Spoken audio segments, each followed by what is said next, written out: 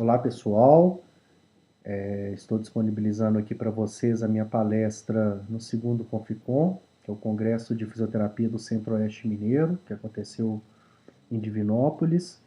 E na verdade é mais um bate-papo aí sobre terapia manual, sobre o passado, o presente, principalmente aí o que a gente pode esperar, né, e como a gente deve atuar em cima da terapia manual frente às evidências atuais. Eu posso falar, né, que nesses 15 anos de estrada que eu tenho aí na fisioterapia, eu tive como o core central aí das minhas técnicas, do meu aprendizado aí, as técnicas de terapia manual.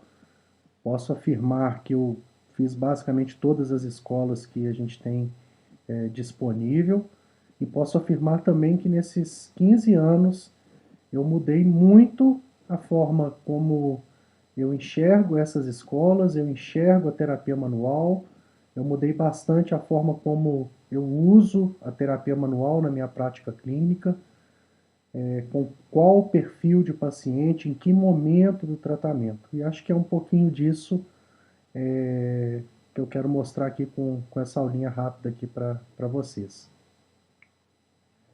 Pessoal, quando eu formei era muito, mas muito fácil tratar. Nosso paciente chegava, a gente colocava ele ali no fundo de um cimetógrafo, né? Aquele quadriculadinho ali, observava que ele estava com o ombro deprimido, a coluna torta, a patela inclinada, e rapidamente a gente já fazia uma relação direta aí de causa e efeito de que era aquilo ali que estava causando as dores dele, seja aguda ou seja crônica, não interessa, era aquilo ali que causava a dor dele. E para complementar, a gente fazia um monte de testes ortopédicos, e hoje a gente sabe que não tem mais acurácia para dizer quase nada daquilo que a gente achava.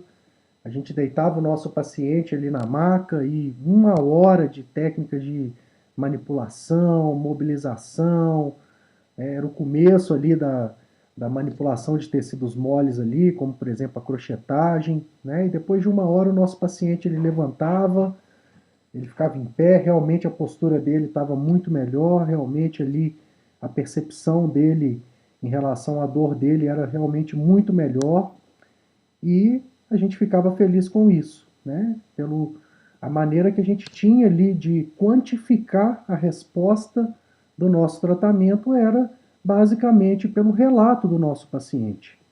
Naquela época não existia basicamente quase que nenhuma ferramenta, né, para que a gente pudesse mensurar realmente o que estava acontecendo, de onde que vinha aquela resposta positiva do tratamento.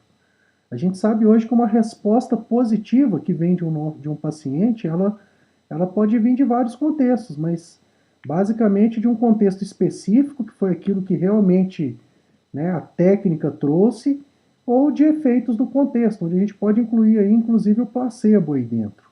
Né? Então, o que é o contexto, uma crença, uma expectativa, um placebo, e o que realmente vinha ali das técnicas de terapia manual. E esses prompts, né, essas medidas de mensuração de resultado, elas começaram a ser aplicadas exaustivamente em vários trabalhos nos últimos anos para cá. Basicamente de 2011 para cá é que a gente começou a querer saber, a entender um pouco melhor de onde que vem o efeito dos nossos tratamentos. E a gente começou a perceber uma coisa muito importante. O paciente se sentir bem é bem diferente dele realmente melhorar. Então, quando a gente começou a eliminar algumas variáveis dentro desses trabalhos, dentro dos grupos, dentro das respostas positivas, quando a gente lida com terapia manual, a gente começou a observar que de repente aquele efeito específico, ou toda aquela significância toda que a gente achava ser importante em cima da correção da postura, do realinhamento corporal, que nada daquilo parecia ser tão importante da maneira como a gente achava. Né? Porém, como a gente só tinha como feedback, né, a resposta do nosso paciente, a gente não tinha outras ferramentas para mensurar isso, a gente ficava feliz. A gente acreditava que porque o paciente relatava uma melhora e muitas das vezes ele não voltava no dia seguinte ou ele não voltava mais, aquilo ali era uma resposta super positiva dos nossos tratamentos.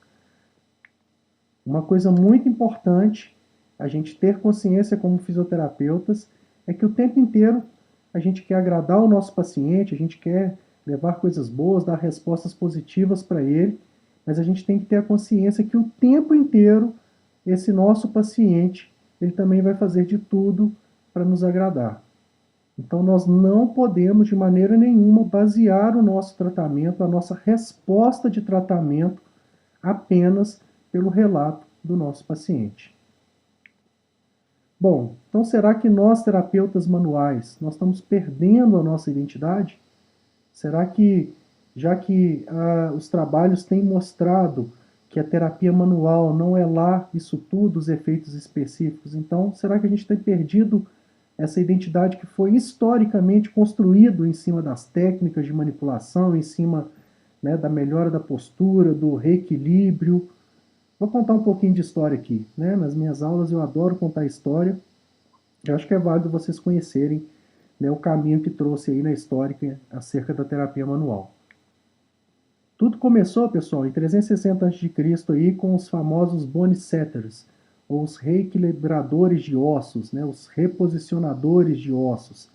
Escolas fortíssimas aí da Noruega, da Rússia, da China, da Ásia Central, né, onde profissionais utilizavam de artefatos e de técnicas manuais com o intuito ali de melhorar a postura, de reequilibrar, muitas das vezes de forma até muito agressiva, envolvendo fraturas e consolidações de uma postura mais, entre aspas, corretas. Né? Destaco bastante esse livro do canto aqui, que é o Maias Bone Setters, que conta a história, né, da tribo maia, dos curandeiros, dos xamãs maias, como que eles lidavam com as questões ortopédicas naquela época. Então é um livro que está aí disponível na Amazon, tanto em papel quanto no formato Kindle. E a história foi passando, né? Destaco aí também um outro nome importantíssimo dentro da história da terapia manual, com Hipócrates e seu belíssimo livro aí das articulações, onde ele começa a descrever ali técnicas de tração, de thrust, para basicamente tratar as gibosidades e proeminências vertebrais. Destaco aí também, né, Leonardo da Vinci, que foi um grande estudioso da anatomia, da postura humana, né, mas o grande destaque mesmo vem aí por Peter Ling, o pai da ginástica sueca, e eu considero ele também o pai da fisioterapia. Por que eu considero ele o pai da fisioterapia? Ele foi o primeiro indivíduo, né, a desenvolver uma ginástica que envolvia manipulações, massagem e exercícios com foco numa população que estava doente, né, uma população mais debilitada. Então eu considero ele, existe uma grande divergência histórica quando você lê alguns livros, lê um pouco da história da fisioterapia. Alguns citam aí o Peter Ling como, né, o precursor principal, e alguns citam aí a Sociedade das Massoterapeutas Treinadas, que foi um grupo aí de basicamente 11 enfermeiras massoterapeutas que passaram por um treinamento em cima de técnicas de manipulação com o intuito de cuidar dos soldados durante a Guerra da Crimeia. Né? Então, oficialmente foi a primeira vez que um grupo, né, específico, com esse trabalho específico, ele surgiu. E essa sociedade das massoterapeutas treinadas aí, ela foi evoluindo, né, o nome dessa sociedade ao longo dos séculos. Em 1944, ela virou aí a The Chartered Society of Physical Therapy, que até hoje seria o COFITO na Inglaterra. Né? Então a Chartered Society of Physical Therapy é que rege toda a fisioterapia hoje na Inglaterra.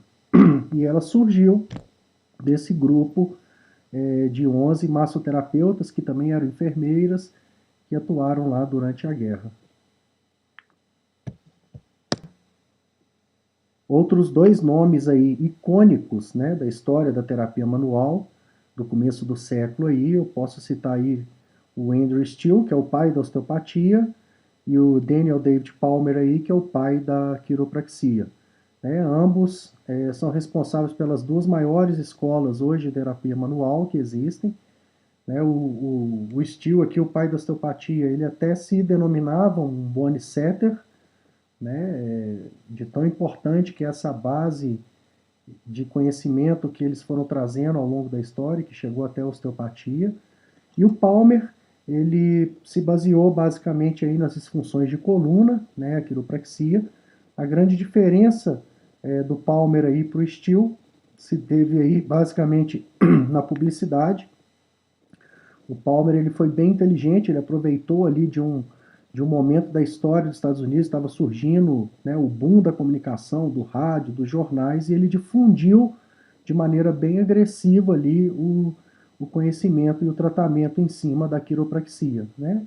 Até hoje, nos Estados Unidos, a quiropraxia é considerada a segunda maior escola dentro das principais artes de cura, aí, só perdendo aí basicamente para a medicina.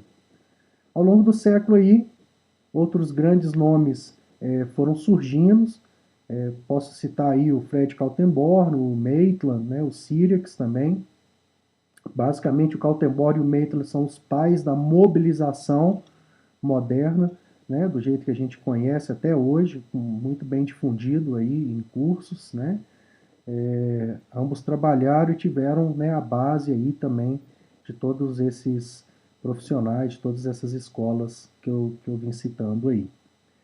Mas o mais interessante em relação a todas essas escolas, a todos esses profissionais, é que todos eles, sem exceção, né, baseavam os efeitos positivos ali do tratamento em decorrência aí de alterações locais do tecido, mobilidade articular e principalmente alinhamento.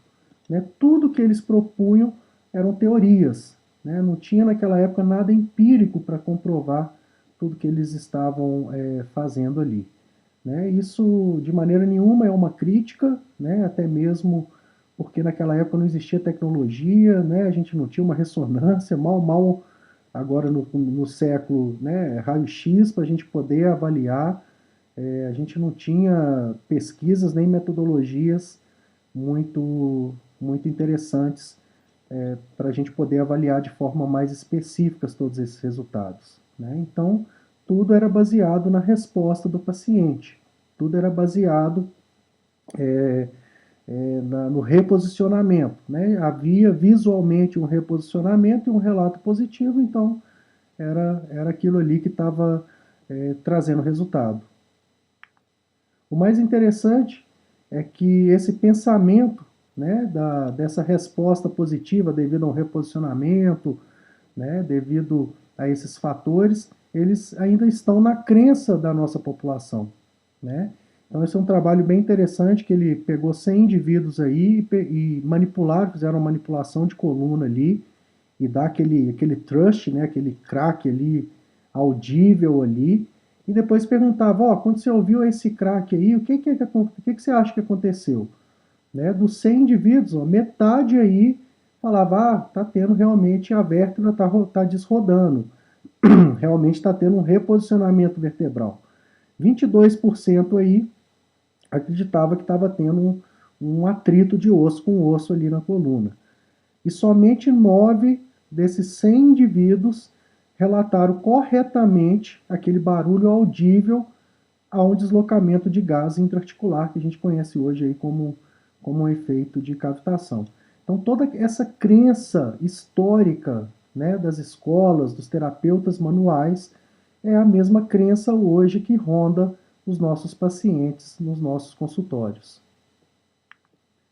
Bom, mas se as técnicas, né, não são tão importantes, esses reposicionamentos eles não são tão importantes, então de onde que vem o efeito positivo do tratamento? Né, de 10 anos para cá, né, talvez um pouco antes, mas de 10 anos para cá principalmente aí com o boom da neurociência, com o boom das pesquisas do sistema nervoso, a gente começou a entender um outro lado da terapia manual, né? Um lado neurofisiológico. Então começou a ter vários trabalhos, vários grupos de pesquisa indo por essa área. Vamos ver o que acontece com o cérebro quando alguém se propõe a passar por uma técnica, um tratamento baseado em terapia manual. E foi o grande trabalho aí do Joel Bialonsky. Esse é um trabalho aí, acho que de 2002, se eu não me engano, que ele foi publicado, né, que ele mostrou realmente que boa parte daquela resposta positiva que a gente obtém com os tratamentos de terapia manual não era devido à técnica em si.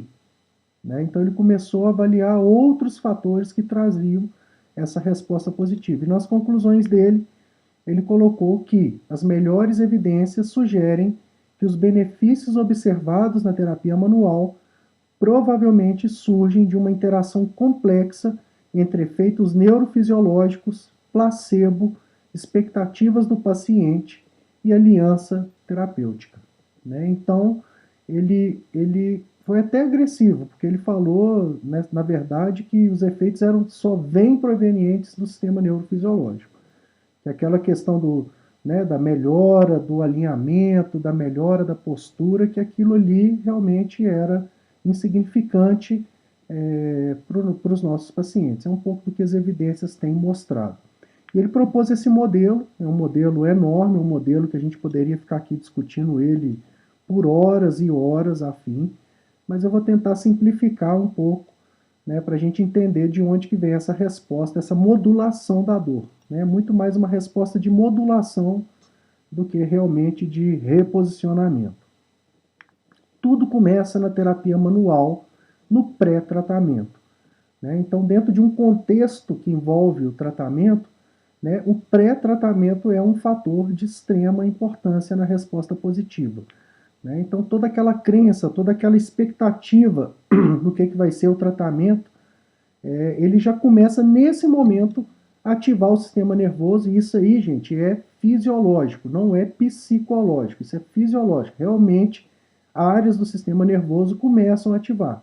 Então, naquele momento que a gente vira para o nosso paciente e fala assim: nossa, eu fiz uma escola, fiz um curso esse fim de semana de manipulação, nossa, vai ver, aquilo ali vai ser ótimo para o seu joelho. Né? Então, essa expectativa ali que você, pelo telefone, passou para o seu paciente, aquilo ali na mesma hora já começa a ativar algumas áreas do sistema nervoso dele que já começa a dor a ser trabalhada naquele momento ali. Né? Todo aquele estresse emocional em relação à dor, né? O seu paciente ele já não aguenta mais, ele tá tentando de tudo para poder melhorar. Né? Tem todo aquele efeito ali do ritual.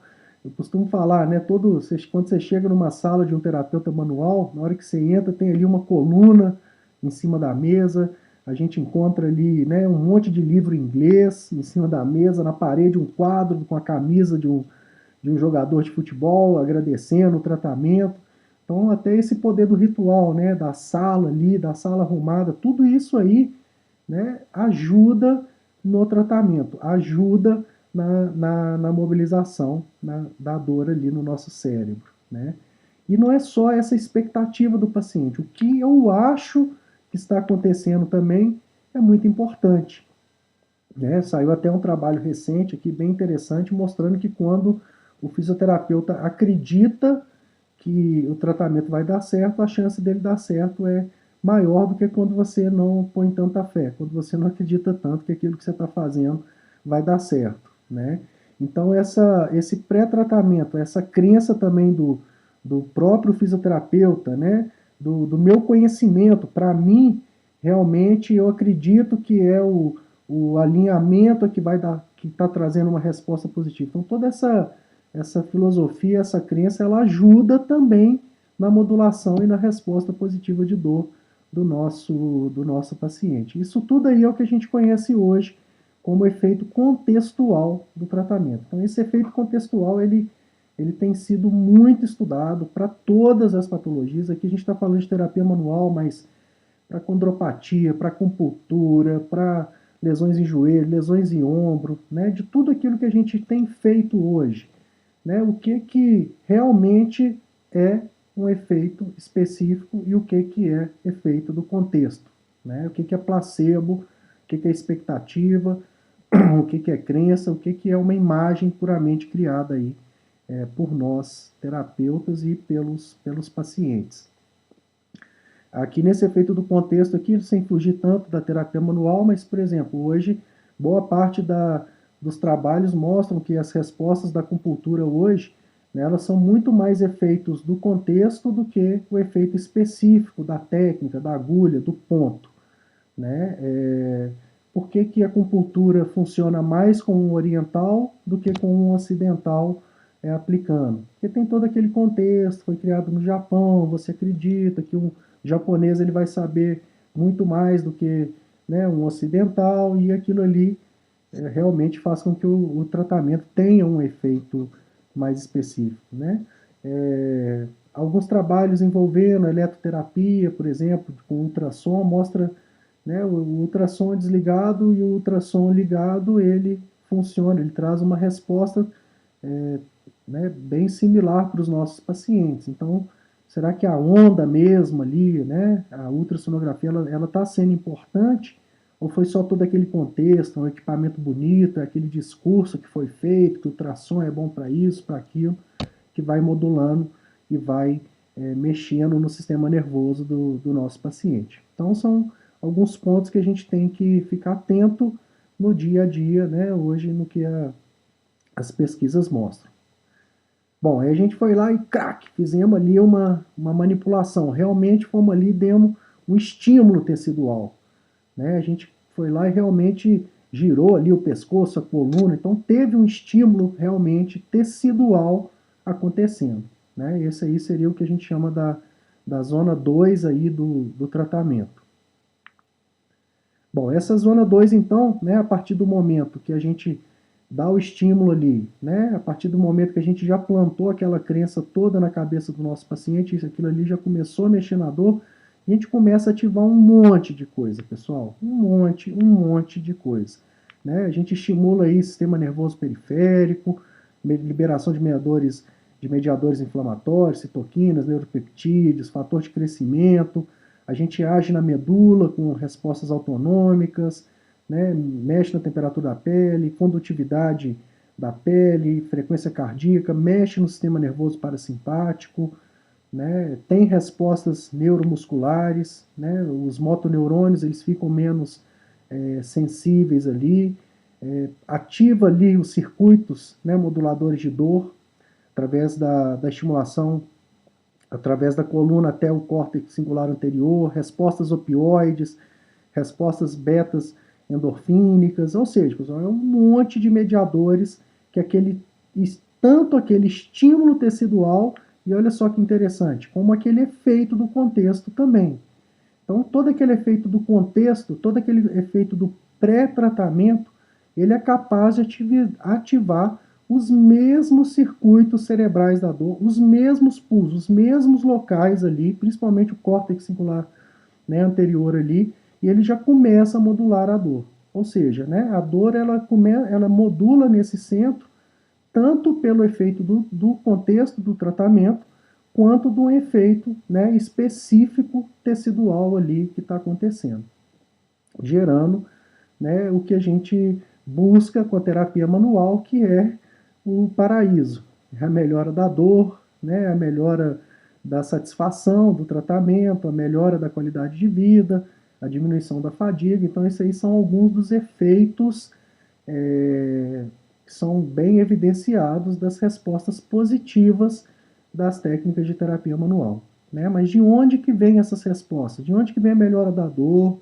De onde que vem a satisfação, a melhora da qualidade de vida, a melhora da amplitude de movimento, da fadiga, né? Vem basicamente desses mecanismos neurofisiológicos.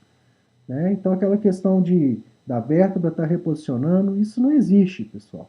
Né? Para uma vértebra hoje mexer na coluna, né, a gente tem que ter cargas agindo sobre a vértebra que ultrapassam 1000 newtons. Né? Nem máquina de tração tem a capacidade de conseguir gerar tanta carga ao ponto de conseguir mexer no alinhamento da vértebra. Isso é ilusão, isso era coisa que a gente achava antigamente. O sacro reposicionar, a gente conseguir identificar a movimentação de sacro, isso é impossível, isso não acontece. Né? Isso nem os exames mais precisos hoje conseguem avaliar esse tipo de movimento. Então, isso não é importante hoje para o tratamento. A gente às vezes tenta ali aplicar uma técnica facial, tentar ganhar alongamento de banda iliotibial, alongamento de fáscia plantar, né? Boa parte dos tratamentos de faceite são baseados ali em técnicas de faciais ali, de alongamento para tentar ganhar comprimento. Esses tecidos, eles não ganham comprimento, fáscia não se alonga, né? A gente precisa jogar cargas altíssimas nesse tecido para que a gente tenha respostas realmente ali em nível tecidual, né? Então, boa parte dessas respostas elas vêm de efeitos neurofisiológicos e não de alterações reais no nosso tecido. E como toda técnica que envolve ativação neurofisiológica, a gente tem que ter uma coisa na cabeça. O que a gente está fazendo é modulando a dor. O que a gente está fazendo é gerando efeitos temporários no nosso paciente. Efeitos temporários que podem durar de algumas horas a, quem sabe, alguns dias, né? Mas depois disso, possivelmente a dor do paciente vai voltar. São estímulos inespecíficos, eu não consigo ser específico. Eu estou mobilizando só a vértebra L4, L5, então eu vou estar tendo efeito neurofisiológico só em nível de L4, L5. Não, você vai estar tendo efeito neurofisiológico no corpo inteiro, né? E uma outra coisa muito importante, os efeitos são limitados também, né? Ou seja, não adianta você querer manipular e manipular e mobilizar e manipular de novo, achando que quanto mais estímulo você está dando, mais resposta você vai ter. Não, né? Todo esse mecanismo, ele é limitado, igual um copo d'água que vai enchendo. Chega um certo momento que ele não tem como, ele transborda, né? Ele não ativa mais. Então não adianta a gente querer, às vezes, ficar ali uma hora fazendo técnica de manipulação, mobilizando, porque a gente vai parar de ter resposta em algum momento, né? E ativação neurofisiológica, gente, é rápido, né? A gente não precisa mais do que 10 minutos para a gente ter respostas neurofisiológicas, para a gente conseguir, com alguma técnica, né, dentro dessas várias escolas aí, a gente conseguir ativar esse sistema de maneira eficiente. E é por causa disso, por causa dessas respostas que os trabalhos não mostram, pelo fato de ser mais efeito do contexto do que o efeito específico quando a gente lida com terapia manual, por algumas questões que a gente vai discutir ali na frente, né? Até de leis envolvendo a fisioterapia, a quiropraxia, a osteopatia em nível nacional e mundial, né? Começou-se um grande movimento internacional denegrindo a imagem do fisioterapeuta utilizando a terapia manual.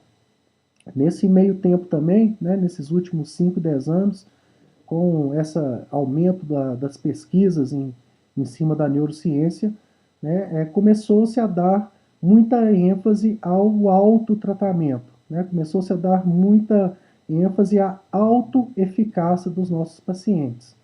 E basicamente, quando a gente analisa como que a fisioterapia funciona em nível internacional, a gente observa que o fisioterapeuta ele é ali mais um facilitador, né? Ele é um indivíduo onde ele vai estar fazendo uma boa avaliação ali, ele vai estar orientando o paciente através de exercício, que é o core principal da nossa profissão, né? Nós somos profissionais do movimento. Então, esses movimentos de hand-off, de a terapia manual não presta, né? Tudo isso é um movimento grande e grandes profissionais internacionais hoje defendem. O mais louco, né, quando a gente olha uma reportagem como essa na Inglaterra, o serviço público, o NHS, que é o serviço público inglês lá, que seria o nosso SUS, né, só que lá é fortíssima a fisioterapia, ela dita a regra da fisioterapia na Inglaterra, esse serviço público lá. Né? Nos últimos anos, os fisioterapeutas eles foram banidos, eles foram proibidos de tocar no paciente. Né? É até um pouco, a gente até regala os olhos assim, que? Como assim o fisioterapeuta foi proibido de tocar? Sim. Né? Justamente pela essa baixa eficácia das respostas dos trabalhos, né? Essa baixa especificidade das técnicas, né? Isso foi banido. Então, hoje na Inglaterra, né, como que funciona? O fisioterapeuta, o paciente chega, ele passa por uma boa avaliação ali, né? Existe um sistema público de exercício ali com vários exercícios, onde o fisioterapeuta e o paciente, né, eles sentam e traçam uma estratégia de tratamento baseada ali em exercícios progressivos, onde o paciente pode acessar esse sistema de casa e ele faz em casa ali.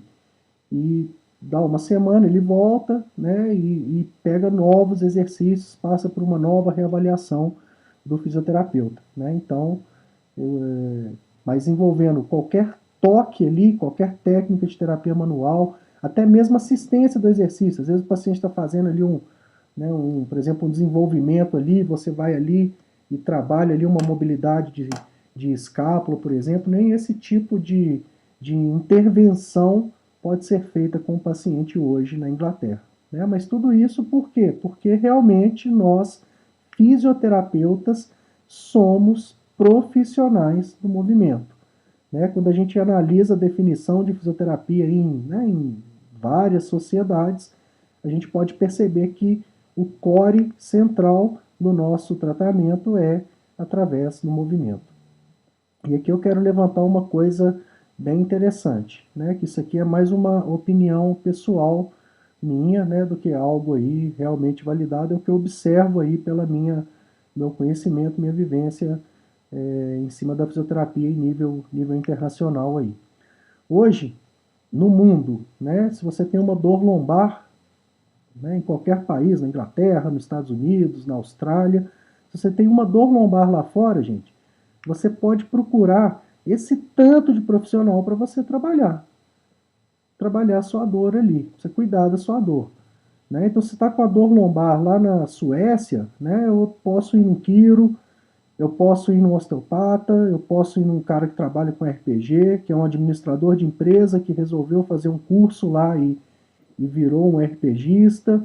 Né? Eu posso ir nos terapeutas faciais, que a grande maioria são professores de yoga, né? Que trabalham e que estudam faces lá fora, são professores de yoga.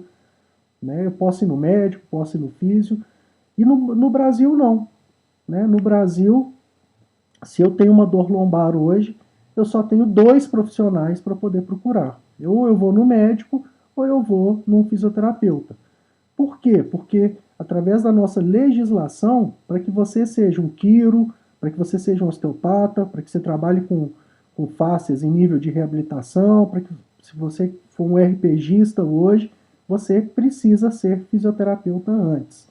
Né? Então essa pequena consideração, né, faz com que toda a nossa história, toda a nossa formação acadêmica tenha muitos componentes de terapia manual por causa disso. Os nossos professores, né, que nós aprendemos, todos eles eram quiros, eram da escola da osteopatia. Então, quando o nosso currículo escolar, né, ele foi construído para que nele contivessem muitas disciplinas envolvendo terapia manual, coisa que não acontece em nível internacional. Se você quer passar por uma manipulação lá fora, você não vai no fisioterapeuta, você vai num quiroprata, você vai num osteopata.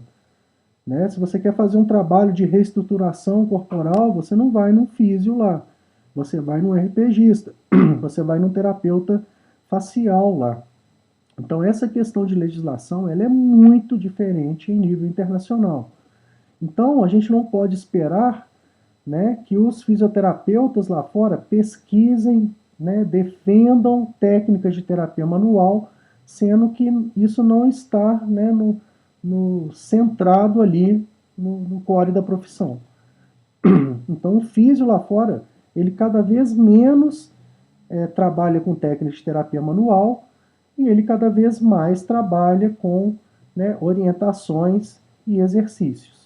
Então isso é uma diferença muito importante que a gente tem que levar em consideração quando a gente lê, inclusive, trabalhos de terapia manual, onde buscar as fontes de trabalho de terapia manual. Nós, fisioterapeutas aqui no Brasil, nós lemos revistas de fisioterapia. A gente lê a JOST, a gente lê a Physical Therapy in Sports, né? A gente só lê revistas de fisioterapia. E, realmente, o que a gente observa são as revistas publicando os trabalhos comparando exercícios com terapia manual. Terapia manual sempre vai ser inferior a exercício. Sempre, sempre vai ser.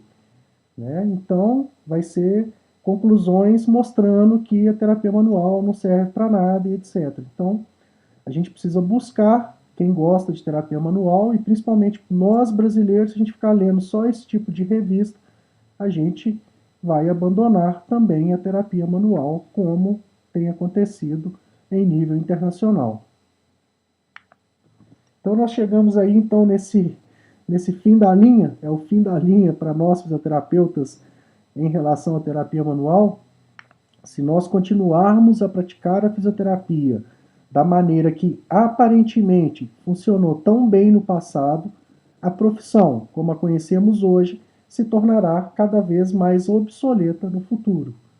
E eu queria destacar bastante esse livro aqui, que é O Fim da Fisioterapia, do David Nichols, aí, onde ele mostra que se a gente não tiver uma mudança de postura, né, se a gente não passar a levar as evidências mais a fundos aí, né, a gente não levar os nossos discursos, se as escolas, principalmente de quiropraxia, osteopatias e as demais de terapia manual, não começarem a se adaptar ou mudar, né, a, a sua mensagem em relação à resposta positiva dos tratamentos, a nossa tendência é realmente acabar. O problema não é a terapia manual, e sim como nós fisioterapeutas estamos utilizando a terapia manual. Né? Então, dentro de todo esse cenário que eu estou expondo aqui, né, a gente ter profissionais que trabalham hoje somente com a terapia manual, né, de repente não seria algo que deveria estar acontecendo nos dias de hoje, se nós somos fisioterapeutas, ou para nós fisioterapeutas aqui no Brasil. Né? A fisioterapia ela é uma terapia que trabalha com movimento, né? E é dessa forma que a gente deve encaixar a terapia manual. Nós, terapeutas manuais, devemos ter a terapia manual como uma ferramenta para potencializar o movimento. Né? É exatamente dessa forma que eu enxergo a terapia manual hoje. Né? Ela é puramente, ela abre caminho para que o nosso paciente ele consiga movimentar melhor, com menos dor e com mais função. A terapia manual ela deve sempre andar junto com o movimento.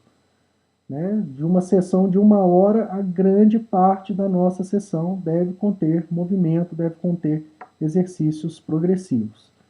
E aí, para essa palestra aqui, eu fiz uma enquetezinha rápida no meu Instagram. Né? É uma pesquisa de Instagram, não tem validade científica, mas é uma opinião, né, ali tanto do público quanto de profissionais. Né? Então, eu perguntei lá, né, o uso da terapia manual na clínica. Né? Eu sou um terapeuta manual, a maior parte da minha consulta é terapia manual. Mesclo minha consulta, 50% terapia manual, 50% exercício, ou não, eu sou um terapeuta do movimento. A maior parte da minha consulta é exercício. E a resposta que eu encontrei foi essa daqui. Né? Uma resposta que eu achei sensacional. Né? Hoje a gente percebe que nós aqui no Brasil temos nos adaptados dentro dos conceitos mais recentes, mostrando que aquele cenário onde o fisioterapeuta vai estar atuando ali somente com terapia manual já não é mais ali, né, um domínio dentro do mercado. Talvez se essa pesquisa fosse há 15 anos atrás, a gente veria aí muito mais pessoas realmente trabalhando com terapia manual do que com exercícios aqui no Brasil. Né? E a grande maioria das respostas se concentrou ali, né, entre 50 e 50, e a grande maioria também com mais movimento do que terapia manual. Se eu fosse responder essa enquete, eu pessoalmente, né, claro que depende, né, gente, de caso para caso, de momento a momento da lesão, mas aqui eu quis abordar de maneira mais geral. De maneira geral, a minha resposta também seria C hoje. Né? Hoje, a terapia manual não ocupa mais do que 10 minutos nas minhas consultas, nas minhas sessões. Né? Porém, eu também trabalho com esporte. Né? Eu trabalho aí principalmente com atendimento imediato no esporte. É a área que eu mais me desenvolvi ao longo desses anos, né?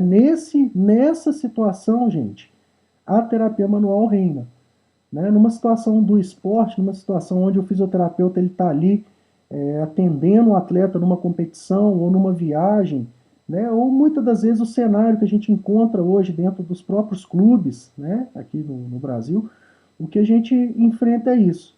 Né? Basicamente a gente trata com terapias manuais.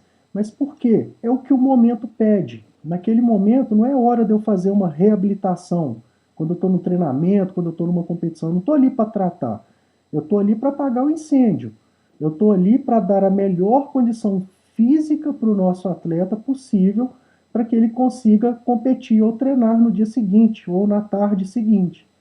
Então, nesse momento, o que eu preciso? De técnicas que me tragam respostas rápidas, técnicas que vão modular a minha dor, técnicas que vão me dar função, né, de maneira rápida ali. Então, nesse cenário, sim, a terapia manual reina. O que eu tenho para trabalhar são fáscias, são bandagens, né, fugindo da terapia manual, são as técnicas de manipulação, são as técnicas de mobilização. São coisas onde eu vou conseguir limitar, restringir o máximo da dor do nosso atleta para que ele consiga treinar ou competir. Agora, quando eu saio desse cenário do atendimento imediato no esporte, vamos, por exemplo, para uma dor crônica, né? Nesse caso aqui, hoje, nas minhas atuações, a terapia manual quase não tem mais lugar. Né? Eu penso hoje que um paciente crônico, em boa parte deles, a fonte da dor, às vezes, não é nem uma dor nociceptiva em si ali, né, que vai ser trabalhado com questões ali manuais ou qualquer que seja. Né? Às vezes é mais ali uma dor de característica, por exemplo, nociplástica, né? Ou pacientes que precisam ali de exercícios progressivos, precisam ganhar confiança, precisam ali de alta eficácia, né? Então, eu vejo que a terapia manual, nesse cenário de dor crônica, hoje ela já não tem tanto lugar, né? A não ser que seja naquele pensamento. Né? Eu vou entrar com algumas técnicas, modular a dor para que o meu paciente ele possa conseguir se movimentar melhor, para que ele consiga se exercitar melhor. E aí, o que, que o futuro, então, pode nos trazer aí acerca da terapia manual? Né? Já falei, será que nós chegamos no fim da linha? Né? É aí que, nos últimos anos, eu conheci um pouco aí de outras escolas relacionadas à terapia manual, que são as fáscias. Então, eu costumo falar que eu joguei álcool aí no meu viés de confirmação e no meu amor pela terapia manual quando eu comecei a explorar mais um pouco esse tecido, né, e todo o potencial, né, que mexer na fisiologia, mexer nesse tecido, como que ele abriu de portas para que a gente possa controlar nosso corpo aí de uma maneira mais global, mais profunda, basicamente utilizando as nossas mãos aí, né? E quando eu comecei a aprofundar nessas escolas, quando eu comecei a aplicar essas técnicas, né, eu comecei a ver isso aí na minha prática clínica, né? Respostas extremamente rápidas, respostas que, né, mesmo tendo todas essas escolas de mobilizações e manipulações, em nenhuma dessas escolas eu obtive respostas, né, tão rápidas com pacientes tão complicados. Aí, por exemplo, um paciente de capsulite adesiva, em que em poucos minutos ali, né, a gente conseguiu ganhar uma amplitude muito grande, né, até mesmo aí algumas fotos de alguns alunos de técnicas que a gente passa no curso lá, em relação a ganhos de amplitude, né? Então, eu acho que quando eu comecei a aprofundar aí nas faces, né, nas terapias manuais faciais aí, né, um novo mundo tem se aberto em relação a tratamento, a resposta de tratamento. Né? Mas eu penso que o caminho para a gente entender o que está acontecendo aí com essas técnicas faciais é um caminho longo e, podemos falar aí, bem tortuoso pela frente. Né? E é nesse momento que eu convido todos a vocês a abrirem um pouco mais a mente em relação ao potencial desse tecido, principalmente para nós fisioterapeutas. Né? Eu me vejo naquele mesmo E eu vejo, não só me vejo, mas eu vejo que todos os pesquisadores hoje eles se encontram como talvez o Kaltenborn, talvez como o Maitland, talvez como os grandes profissionais do passado, na época deles, se encontraram. Né? Hoje, como eu falei, nós não temos hoje tecnologia para a gente poder ver e afirmar tudo o que a biologia do tecido nos mostra, né? Nos estudos de ciência básica, da biologia do tecido facial ali, ele mostra as transformações, mas a gente não tem como mostrar isso tudo ainda, né, em estudos randomizados, controlados e etc., sem a gente excluir esses outros fatores também, como os fatores do contexto, né, mas o que eu tenho observado são respostas biológicas bem interessantes, que mesmo utilizando os fatores de contexto, né, como sempre utilizei com outras técnicas de terapia manual, eu percebo que as respostas em cima do tecido facial, elas são muito maiores e muito mais eficientes. Então, eu realmente acredito que existe algo a mais ali que deva ser pesquisado, deva ser aprofundado. Né? E principalmente por nós fisioterapeutas, terapeutas do movimento, terapeutas do exercício. Né? E eu falo isso por quê? Porque quem que estuda fáscia hoje? Né? A gente tem ninguém ou quase ninguém relacionado às terapias de movimento. Os estecos, a família dos estecos, né, são médicos, são anatomistas, né, o próprio Schleicher era psicólogo, professor de yoga, né, o Myers era da yoga, do Rolf, o Sheiton, que morreu recentemente, aí, osteopata, né, o único de toda essa turma aí que é um educador físico, é o Peter Ruging. Então, o que a gente consegue encontrar hoje sobre fáscias relacionado a movimento, relacionado a treinamento, é o Ruging aí e todo o grupo dele que tem pesquisado.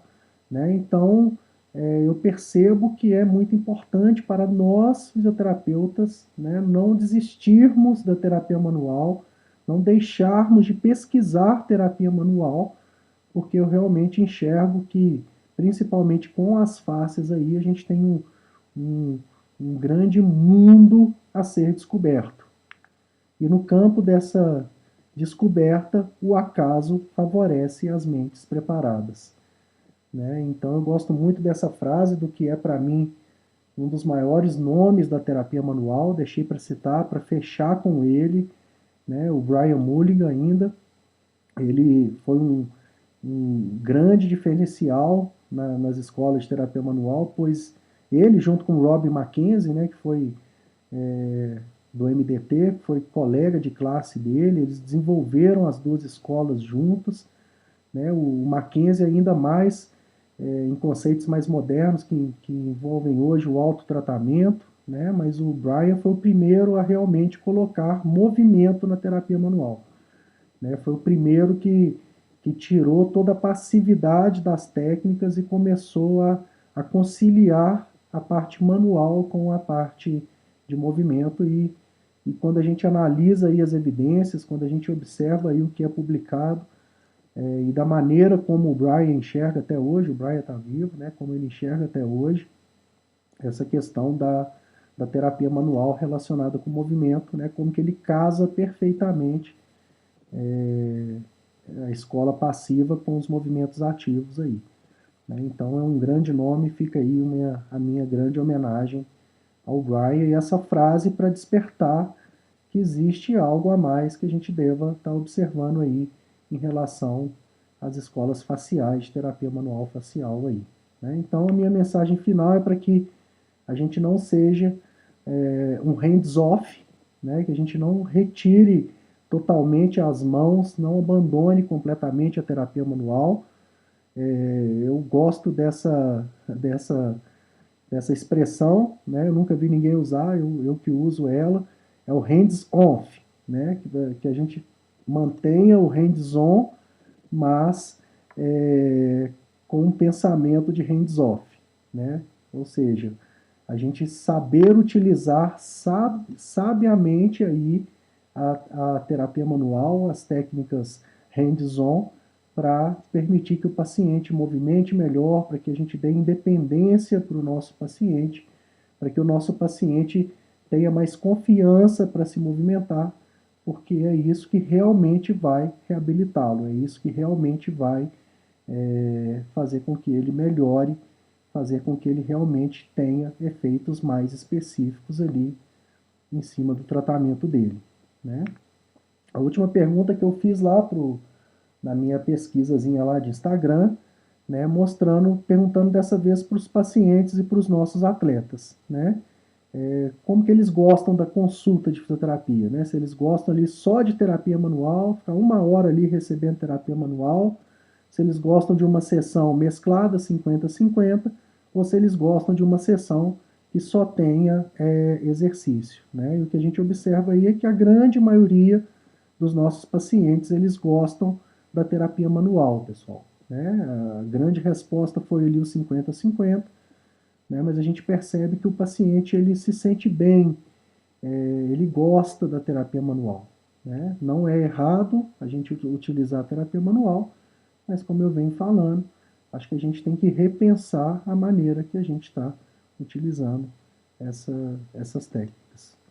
Bom, é isso aí que eu queria passar um pouco com essa palestrinha. É claro que cabe agora a cada um aprofundar, tá aí as referências, né, dos trabalhos. Quem quiser esses trabalhos, eu tenho todos eles aí, basta me pedir que eu envio aí o PDF para vocês. Mas basta agora aprofundar cada vez mais, né? Basta agora a gente começar a enxergar a terapia manual de uma nova forma. Resta a cada um de nós agora saber encaixar a terapia manual dentro dos contextos modernos aí de tratamento. E é isso, pessoal. Obrigado e até a próxima.